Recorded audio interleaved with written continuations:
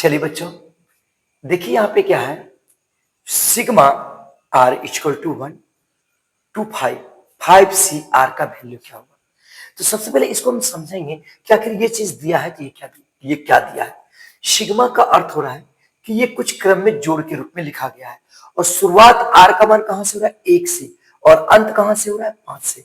इसका मतलब sigma r equal to 1 हम, और ये क्या है 5 सी आर, इसको हम लिखेंगे 5C1, ठीक है, प्लस 5C2, आर का मान कहां तक जाना है, 1 से 5 तक, 5C3 plus 5C4 plus 5C5 तक जाना है, ठीक है ना।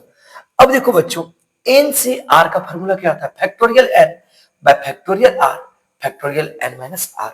तो यहां पे क्या 5C1 है, फैक्टोरियल 5 बाय फैक्टोरियल क्या होता है, देखिए आर। तो फैक्टोरियल आर, आर का वैल्यू नीचे रहता है यानी 1।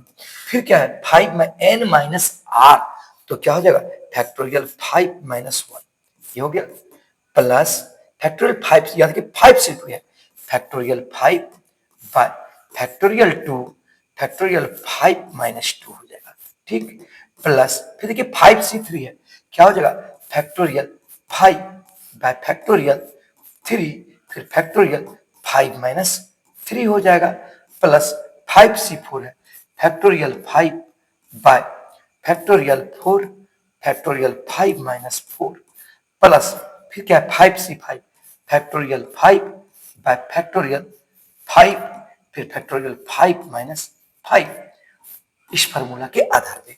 अब यहां देखा जाए बच्चों, फैक्टोरियल 5 यानी फैक्टोरियल n का मतलब होता है, n का मतलब होता है प्रथम n प्राकृतिक संख्याओं का गुणनफल।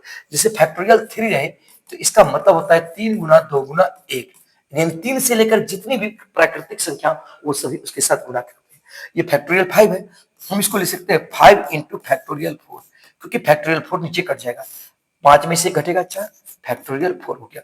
जोड़, देखिए 5 को हम क्या लिख सकते हैं, 5 गुने 4 गुने फैक्टोरियल 3 लिख देते हैं, क्योंकि फैक्टोरियल 5 में से 2 घटेगा 3, वो कट जाएगा। अब यहाँ फैक्टोरियल 2 है, इसको क्या लिखेंगे 2 गुना 1, फैक्टोरियल क्या हो गया 3, प्लस फिर देखिए फैक्टोरियल 5 है, हम इसको क्या लिखेंगे 5 गुने 4 गुने फैक्टोरियल 3, फिर यहाँ देखो फैक्टोरियल 3 है, फिर 5 में से 3 जाएगा क्या बचेगा फैक्टोरियल 2, फिर देखो प्लस यहाँ देखो 5 फैक्टोरियल 4 लिख देते हैं, क्योंकि ये फैक्टोरियल 4 कैंसिल हो जाएगा। फिर देखो 5 में 4 जाएगा, फैक्टोरियल क्या होगा 1 हो गया। फिर देखो प्लस फैक्टोरियल 5 कैंसिल, 5 में से 5 गया 0, यानी 1 बाय फैक्टोरियल 0 हो गया। अब यहां देखना factorial 4 cancel, factorial 3 cancel, factorial 3 cancel, factorial 4 cancel. अब यहाँ 2 फैक्टोरियल है, तो 2 फैक्टोरियल को हम क्या लिख सकते हैं 2 गुनी 1 लिख सकते हैं, 2 गुना 1।